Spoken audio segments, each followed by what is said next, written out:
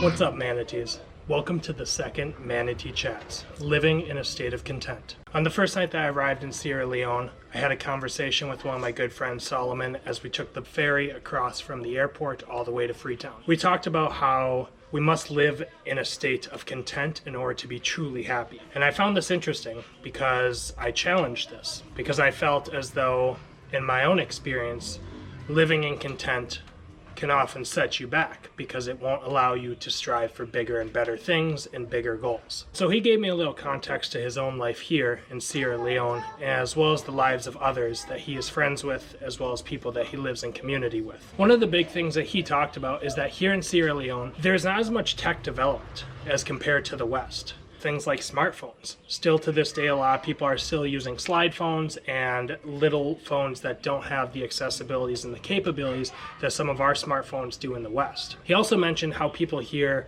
are more family and community oriented, which is something in my own experience of being here that I feel like we very much lack. Every day in America, people are rushing from here to there to the next place, going to work, going to this, going to that. Whereas here, it's different.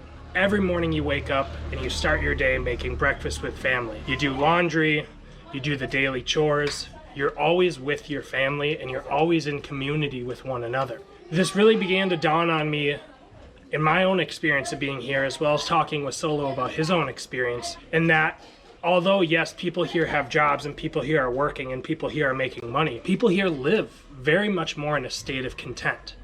And people here seem way happier than they do oftentimes in America, in my own experience. There seems to be a lot less stress and there seems to be a lot more laughter. And I think that in myself, that's one of the things that I've learned, is that I need to bring the practices of laughter and bring practices of being content into my own life. I began to draw the comparisons of how the West is different from here in my own experience of what I've observed in my own life. Compared to here in Sierra Leone, we have a lot more tech development in the United States. Anything from technology of laptops, technology of software, to iPhones. I believe that leads to other things within our country where a lot of things are very money and business oriented. You gotta make money, you gotta be working, you gotta spend your time doing these things that better your life. We always want bigger and better.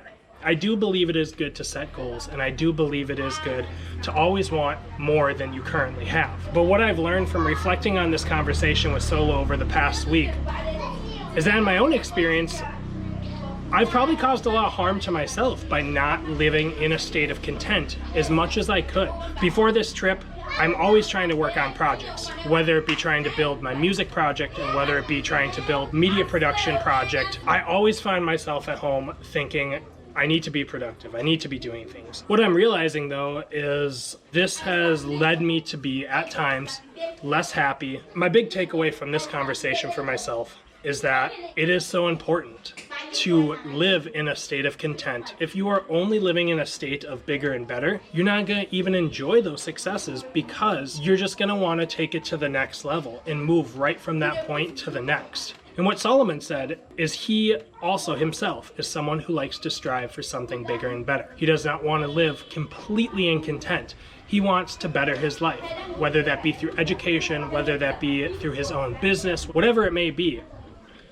He wants more than what he currently has. But what he also does is he takes time.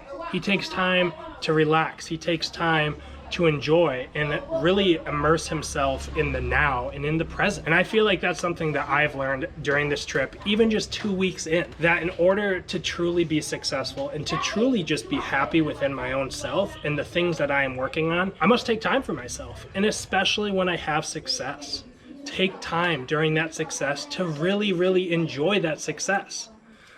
Take time to feel how that makes you feel. Take time to share that success with others. But when you feel ready, take that to the next step and continue moving forward. Now, as part of these reflection series videos, I want to provide reflection questions at the end of the videos for you to think about yourself, but also hopefully write your responses and type them up and put them in the comments down below. I want these videos to be super engaging and to have open conversations, because in my life, I don't feel that there is enough of that going around. I don't feel people our age are asking each other as well as ourselves important questions that really make us think about our own realities and the way we do certain things and why we do certain things and whether they be right or wrong or this or that or however you want to look at them. And so for this video, my reflection questions go as follows.